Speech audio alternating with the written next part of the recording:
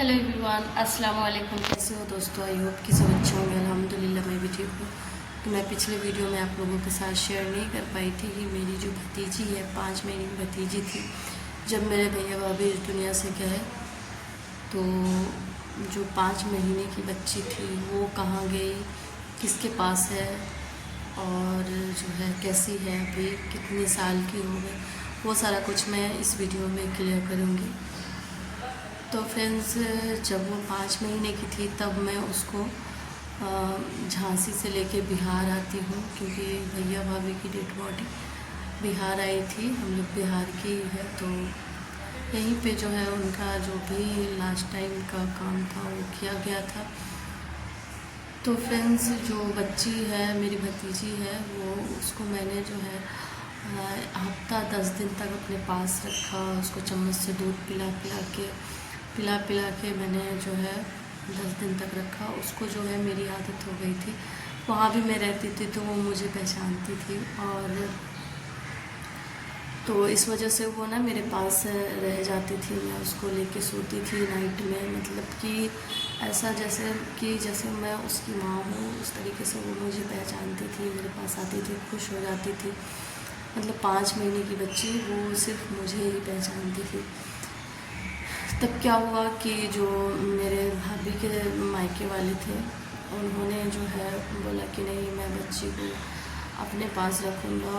मतलब कि ये बहुत बड़ी कुर्बानी थी, क्योंकि हम लोगों ने जो है अपने भाई को कुर्बानी दी थी, भाई की कुर्बानी दी थी, और ऊपर से जो उनकी निशानी थी वो थी हमारे पास। उसको भी उन लोगों ने मतलब कि ले गए, यहाँ के जो भी पंचायत वगैरह हुआ, और उन लोगों ने जो है बोला कि लड़की के माँ को ही दे दिया जाए बच्ची को।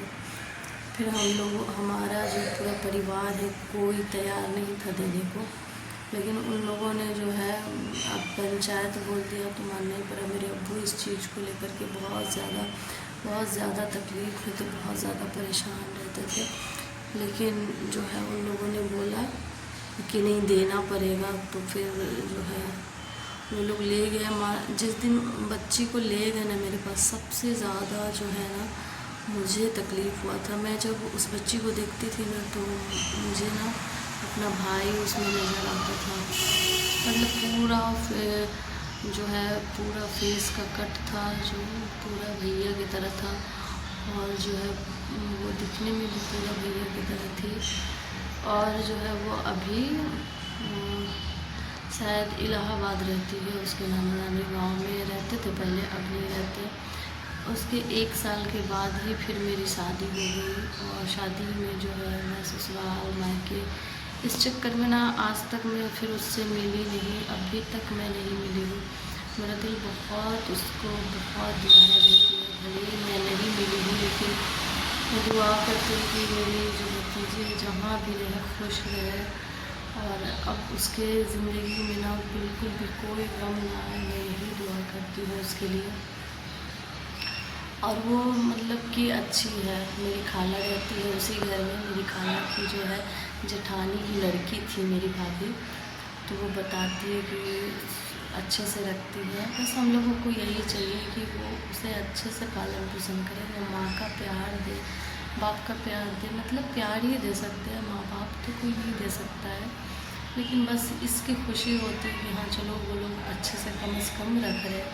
मैंने तो सोचा था कि मैं ही रखूँगी उसे, मेरी शादी हो जाएगी तो मैं क्या हुआ, मैं उसको अपने साथ रखूँगी, ले जाऊँगी, अपनी बेटी बनाकर रखूँगी। मेरी उस समय शादी नहीं हुई थी, तो मैंने तो सोचा था कि मैं पालूँगी उसको, मैं रखूँगी, लेकिन वो लोग ले गए तो फिर जो है देना पड़ा। मैं बहुत रोई थी उस दिन भी, बहुत रोई थी मैं, क्योंकि जो है मैं उसको 5 महीने से देख रही थी। इतनी प्यारी, इतनी क्यूट सी थी ना वो। मैं उसका चेहरा अब तक नहीं भूल पाई हूँ वाला।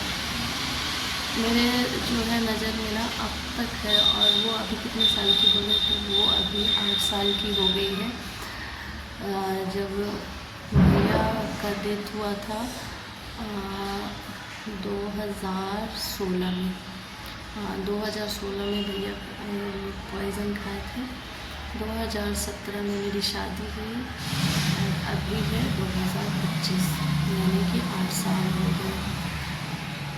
बहुत बहुत जो है 8 साल हो गया, लेकिन जो है ना अभी तक जो है ये जो यादें हैं ना बहुत ज़्यादा मतलब तकलीफ़ देती है। लगता है कि अभी हुआ है ये सब, मतलब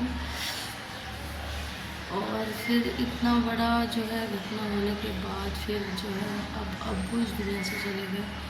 मैं तो कभी कभी ये सोचती हूँ कि अम्मी मेरी कैसे बर्दाश्त करती होगी कि जवान बेटा को खो दी, फिर शौहर को खो दी, कैसे, मतलब मैं तो ये सोचती हूँ कि अल्लाह अम्मी कैसे बर्दाश्त करती है। मुझे सोच सोच के मुझे मतलब याद कर कर के भैया भाभी को इतना घुटन होता है, इतना घुटन होता है। और अम्मी कैसे सहती है, कैसे सब्र करती है, अल्लाह अम्मी कैसे सब्र करती है। इसमें भी यही दुआ करती हूँ कि अल्लाह मेरी अम्मी को बहुत सब्र दे, बहुत सब्र दे, क्योंकि इतना सहना एक माँ के लिए, एक बीवी के लिए ना बहुत बड़ी बात होती है, बहुत बड़ी। जो मेरी अम्मी सह रही है वाकई काबिल तारीफ़ है कि मतलब मैं बता नहीं सकती कि अम्मी कितना टूटी हुई है। लेकिन ज़िंदगी है, जीना तो पड़ता ही है। ज़िंदगी में तो सबको, जो कोई आया है सबको जाना है, लेकिन एक वक्त पे इंसान जाता है। ये हो गया कि हाँ चलो एज हो गया, या फिर बहुत मतलब कि तकलीफ़ में हो, या फिर तबीयत ख़राब हो, या फिर और भी कुछ हुआ हो, तो इंसान को इतनी तकलीफ़ नहीं होती। जो इंसान खुद से अपनी ज़िंदगी ख़त्म कर लिया, ये सोच सोच के ना बहुत ज़्यादा दुख होता है कि उन्हें 5 महीने की बच्ची नज़र नहीं आया कि मैं तो चला जाऊँगा, मैं चली जाऊँगी, इस बच्ची का क्या होगा, कौन इसको पालेगा, कौन इसका देख रेख करेगा, मेरे जैसा प्यार कौन दे। ये तो सोचना चाहिए था। वो इंसान जो मतलब कि थोड़ा सा कोई अगर उसे तकलीफ़ दे तो मेरे भैया को तकलीफ़ होती थी। इतना वो मानते थे अपनी बच्ची को, इतना प्यार करते थे अपनी बेटी से।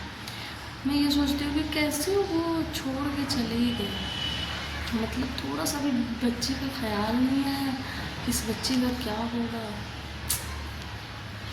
या अल्लाह। तो फ्रेंड्स, मिलती हूँ नेक्स्ट व्लॉग में, तब तक के लिए बाय बाय, अल्लाह हाफिज़। दुआओं में याद रखिएगा दोस्तों।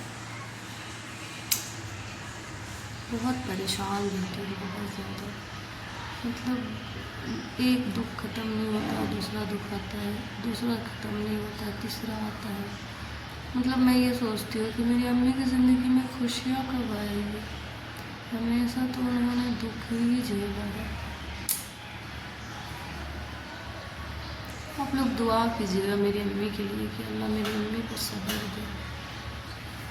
उन्हें बस जो भी ज़िंदगी बची है ना दोस्तों, उसमें उनको खुशियाँ दे।